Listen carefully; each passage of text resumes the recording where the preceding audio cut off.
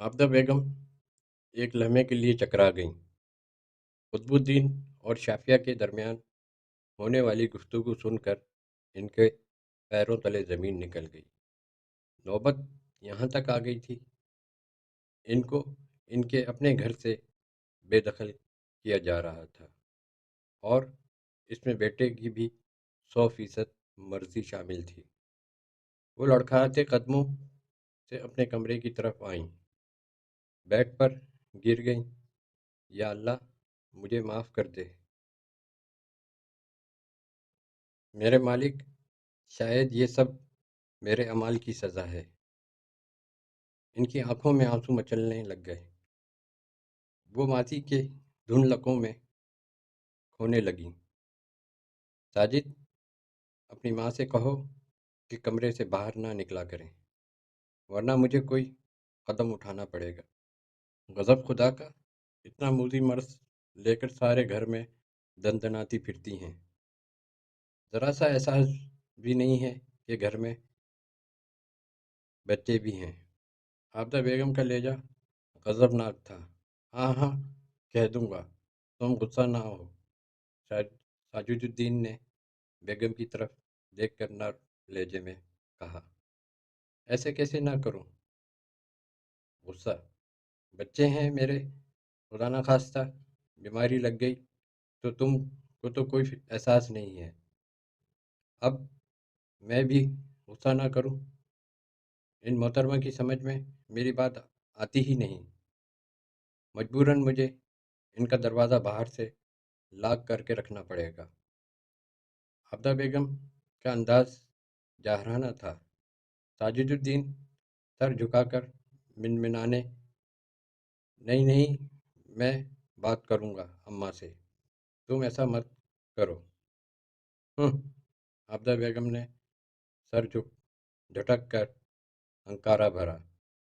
साजिदुद्दीन अपनी बेवा माँ राफिया बेगम, बीवी आबदा और दो बच्चों कुतुबुद्दीन और मेहरुद्दीन के साथ मुतवस्सित तबके की आबादी में रहते थे। गवर्नमेंट मुलाजिम थे, आमदनी गुजारे लायक थी।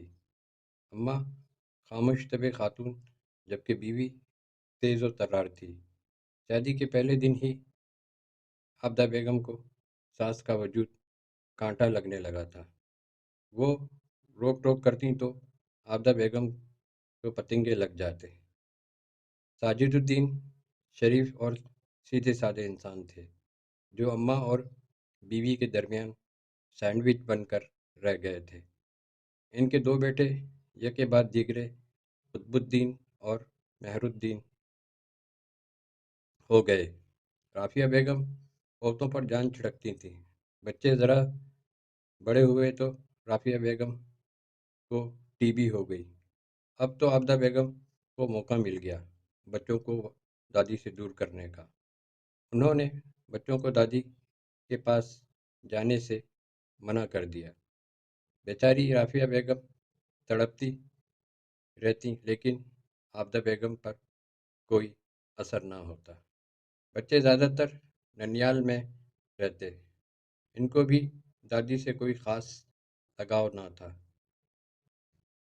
फिर अम्मा ने भी न जाने इनके हवाले से क्या क्या बातें इनके मासूम जहनों में बिठा दी थी। बच्चे दादी से रस्मन ताल्लुक़ रखते।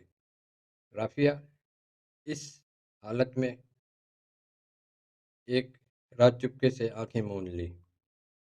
आबदा बेगम ने इनके कमरे की तफसीली सफाई कराई। इनके कपड़े, इनके इस्तेमाल की एक एक चीज़ घर से निकाल दी। घर को पेंट करवाया और साजिदुद्दीन सर झुकाए बीवी का पल्लू पकड़े एक एक हुक्म की बजा आवरी करते। आबदा बेगम ने अपनी मर्जी और पसंद की ज़िंदगी गुजारी। मियाँ मुट्ठी में और बच्चे चटके में थे। बच्चे बड़े हो गए, तालीम तो ज़्यादा हासिल नहीं की, मगर मेहरुद्दीन ने को बाहर जाने का चांस मिला तो वो सऊदी अरब चला गया। اور قطب الدین نے یہاں پر جاب کر لی۔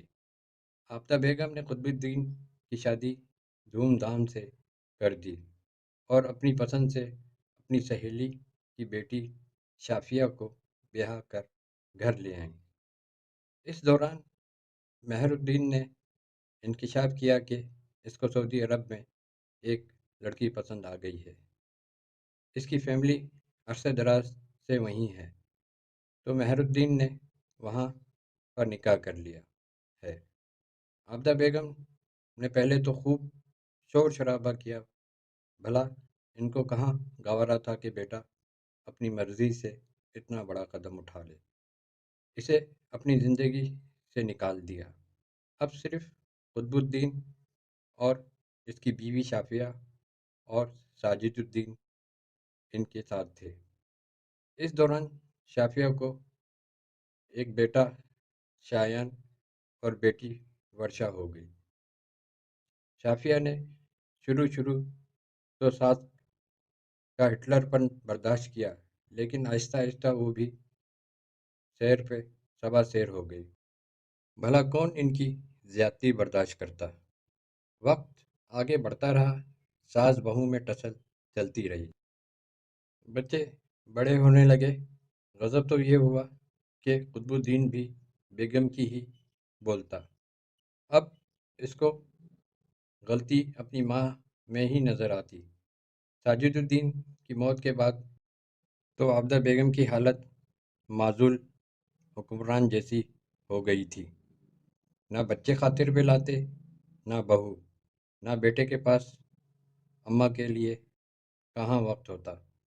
آفتہ بیگم تنہائی کا شکار ہو گئی تھی، بیمار رہنے لگی تھی، طراری دکھانے کی ناکام کوشش کرتی، لیکن پوتا پوتی بہو اور بیٹے کے آگے بے بس ہو کر رہ جاتی، گویا ان کے رحم و کرم پر تھیں۔ اللہ کی مصلحت تھی کہ ان کو بھی ٹی بی جیسا مرض ہو گیا تھا۔ گو کہ بیماری میں شدت نہیں تھی، مگر تھا تو وہی مرض جس کو بیس بنا کر انہوں نے اپنی ساس کو ایک کمرے تک محدود کر دیا تھا۔ آج وہ خود اس کمرے میں اس طرح بے بسی کی زندگی گزار رہی تھیں۔ اوپر سے آج بیٹے اور بہو کے درمیان ہونے والی گفتگو نے پیروں تلے زمین نکال دی، جس میں شافیہ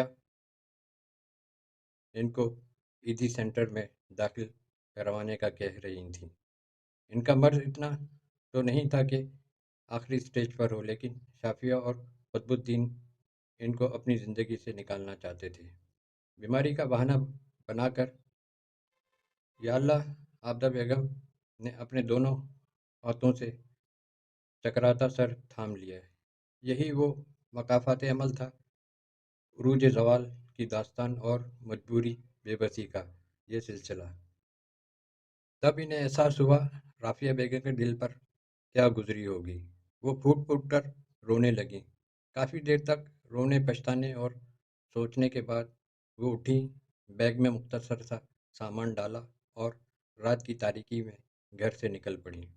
ان کا رخ ایدھی سینٹر کی طرف تھا، جہاں ان جیسی بے شمار خواتین اپنی زندگی کے آخری دن گزار رہی تھیں۔